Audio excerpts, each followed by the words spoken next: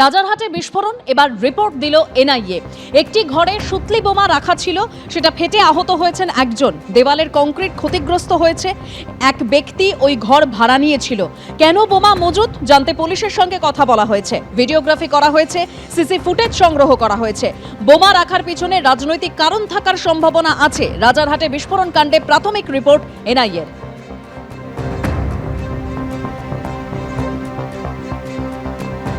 এনআইএর officer আমরা দেখেছি গতকালকেই তারা এসেছিলেন এই ঘটনাস্থলে যেখানে বিস্ফোরণ হয় এবং বিস্ফোরণের পর একজন আহত হন এবং বেশ কয়েকজনকে ইতিমধ্যে গ্রেপ্তার করা হয়েছে। এই ঘটনা জানার পরে তদন্তকারী আধিকারিকরা, বিশেষ করে জাতীয় তদন্তকারী আধিকারিকরা তারা স্থানীয় থানার সাথে, নারায়ণপুর থানার সাথে কথা বলেন। পুলিশ আধিকারিকরা যারা এখানে তদন্তে এসেছিলেন তাদের সাথে কথা বলেন এবং সিসি ক্যামেরার ফুটেজ সহ ভিডিওগ্রাফি তারা করেন। এবং যেটা জানা যাচ্ছে যে এই ঘটনায় কংক্রিটের দেওয়াল বেশ কিছু জায়গায় সেটা ক্ষতিগ্রস্ত, এমনটা তারা বুঝতে পেরেছেন।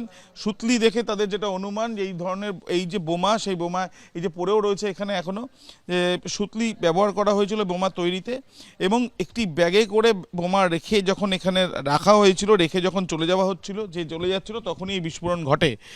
এবং রাত্রিবেলা এই যে বিস্ফোরণ ঘটার পেছনে কারণ কি কারণে এই ভাড়া নেওয়া হয়েছিল এই ঘর এবং কি কারণে এই বিস্ফোরণ ঘটলো, এই বিষয় নিয়ে প্রাথমিক যে অনুসন্ধান এনআইএর তরফ থেকে করা হয়েছে, সেই অনুসন্ধানে তারা যেটা মনে করছেন এর পেছনে রাজনৈতিক কারণ থাকতে পারে।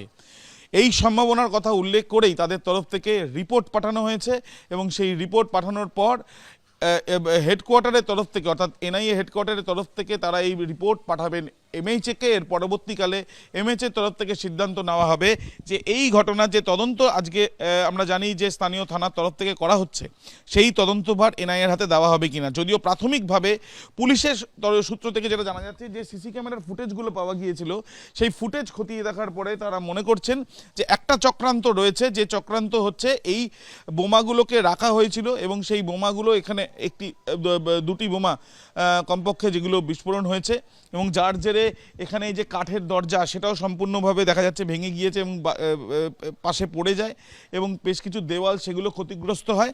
এবং এর পেছনে কী ধরনের অভিসন্ধি রয়েছে সেটা জানার চেষ্টা তারা চালিয়েছেন।